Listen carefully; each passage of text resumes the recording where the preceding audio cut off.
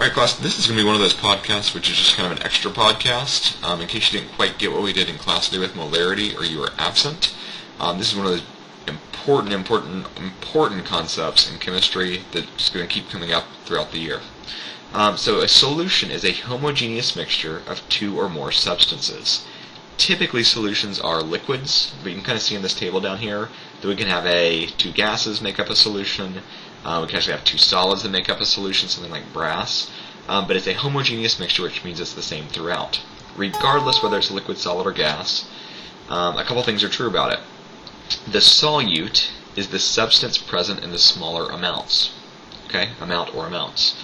And the solvent is the substance present in the larger amount. So if we take something that makes quite a bit of sense, salt water, we have salt, which is going to be the smaller thing, and we're going to stick it in water. So water typically acts as a solvent. All right, you might just jot that. Water is probably the #1 solvent in chemistry, especially if we're doing some kind of liquid-liquid or liquid-solid. Water dissolves lots of things, especially ionic compounds. Okay, something like salt. So again, three kind of terms. Solution is the mixture itself. Solute is typically what is being dissolved, and then solvent is what does the dissolving.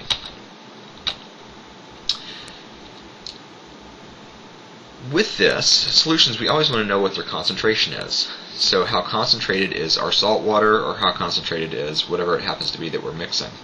And kind of to tell us how concentrated something is, we use the term molarity. Alright, and molarity has the symbol capital M. Right? And what molarity means is moles of solute, which is the stuff that's dissolved, or in smaller quantities. But usually we're going to say the stuff that's dissolved. And it's divided by liters of solution. Notice this is liters of the entire thing. It's not solvent, but it's liters of the entire solution. Okay? And then this equation down here is what we use for dilutions.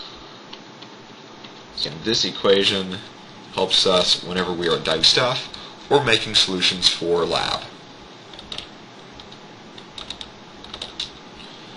Alright, so solution chemistry. The concentration of a solution is the amount of solute present in a given quantity of solvent or solution. For molarity, we are always talking about solution. Right at the end of the year, probably end of mid-April, we'll talk about another thing called molality. And I'm not making this up, but it's molality, M-O-L-A-L-I-T-Y. So it kind of looks like molarity, but there's not an R, there's an L. And it refers to solvent instead of solution. Alright, so molarity, moles of solute divided by liters of solution. We kind of talked about that was in the last slide. And just if you're going to do this mathematically, what mass of Ki, potassium iodide, is required to make 500 milliliters of a 2.8 molar potassium iodide solution? Okay, so again, because molarity is measured in liters, the first thing we're going to do is we need to change 500 milliliters to liters. Alright, so we're going to just kind of start over here. 0.500 liters, alright, of a 0.28 molar solution. So, we can kind of set up our conversion table. We have liters on top, so liters has to be on bottom. And what unit do we want to go to? If we want to know mass, okay, the only thing that's really helpful with mass for a compound is we have to know moles.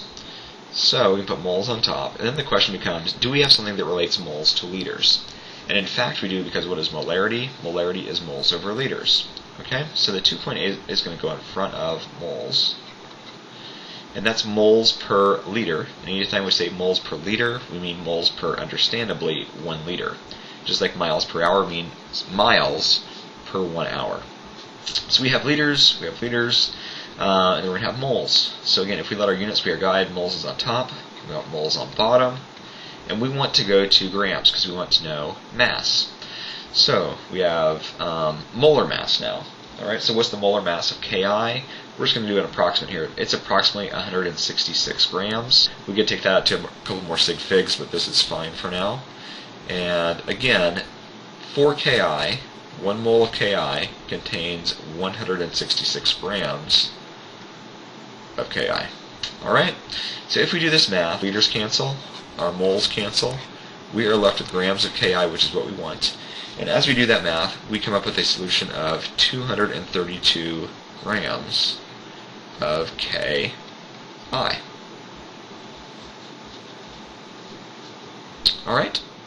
So what does this mean to us if we're making a solution? Alright, so let's kind of go to the next slide.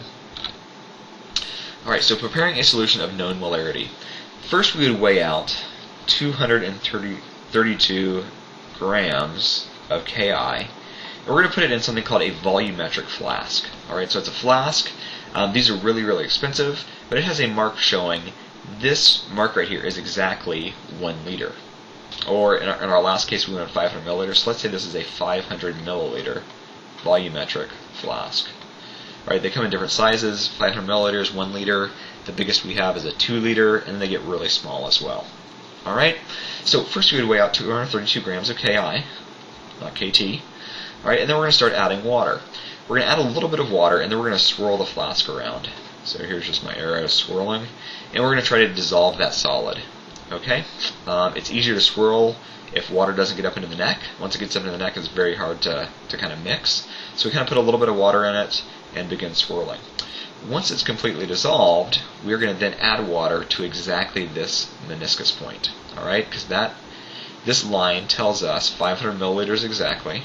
Alright, and remember that molarity is moles of solute over volume of solution. Okay?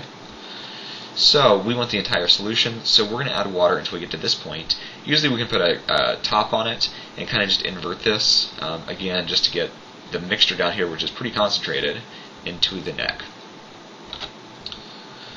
Alright, so how do we prepare 60 milliliters of 0.2 molar nitric acid from a stock solution of 4 molar nitric acid? Typically whenever I get acids from chemical supply companies, they're usually in the order of 12 molar, which is stuff that's way too dangerous. I wouldn't even pass out to you guys in AP chemistry, much less my general chemistry classes. And our dilution equation, if you remember, is M1V1 equals M2V2. So molarity times volume originally, or at one time, is an equal molarity times volume at time 2. So kind of if we look at what we start with, how would you prepare 60 milliliters of a 0.2 molar solution? If we're kind of thinking in terms of time, well, at time 2 we really want a 0.2 molar solution. Alright. And what is our volume? Here you kind of have two choices. Molarity is given in moles per liter. However, we can kind of save a couple steps if we just leave this in milliliters. So I'm going to leave it in milliliters and kind of just show you how this works. Could we change this into 0.060 liters? We could, but again we're going to see if we can save some time doing it this way. Alright, so originally we have a stock solution that we got from some chemical company that is 4 molar. Alright, so whenever we do this math, you kind of think in terms of units.